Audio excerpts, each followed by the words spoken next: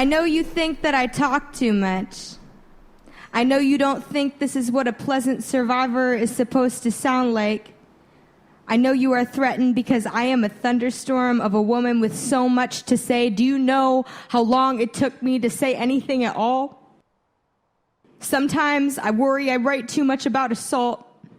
I worry this is too heavy a burden to talk about. I worry I am putting too much responsibility on you, the listener. But when I talk about my trauma, I am not asking you to carry it or relieve me from it.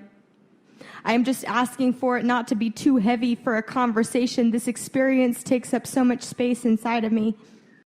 And this stage is the only place I can let this trauma live outside of my body. There is no socially acceptable time or place to talk about rape. I realized this at a party I didn't want to be at, dizzyingly drunk.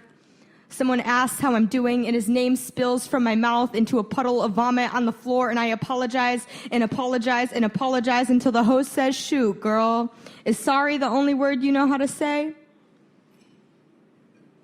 Suddenly, I am the embarrassed girl crying in the bathroom at the party because I made the mistake of speaking about what happened to me at what was supposed to be a happy occasion. I am afraid to wear my recovery too publicly. I've noticed that people only stopped calling me victim and started calling me survivor when I stopped talking about it. And I have stopped bringing flowers to the grave of the teenager I used to be back when I had orchids in my hair and polka dots on my shoes bubbling over with light. I used to refuse to wear the dress I was assaulted in. I used to imagine it draped in a sash of caution tape because it was the only witness. I threw the underwear away. I didn't want to write a statement or file a report. I wanted to take a shower.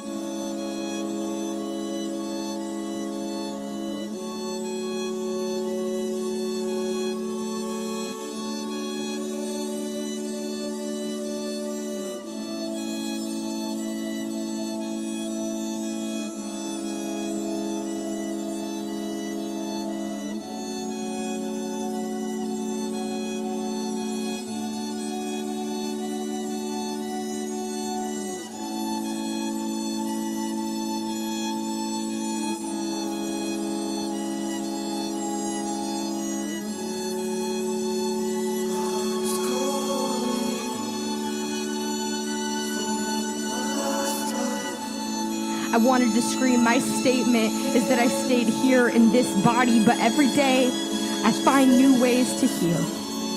I wear the dress I was assaulted in, and I don't associate it with him, just to remind myself he does not own a single fucking part of me.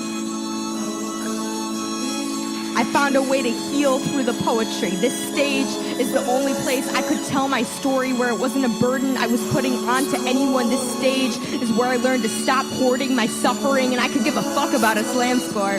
This is me healing. This is me reclaiming ownership over my body. This is the only place I have control over the narrative, and he cannot interrupt me. Even though trauma has a way of becoming the wallpaper of my head, watch me drag the art from my suffering. Watch me plant seeds down my spine and bloom into a garden of poetry from every horrible thing that ever happened to me. Every night my voice turned into cement and I couldn't say anything. Watch me build an empire from the ashes of every single thing that ever tried to destroy me.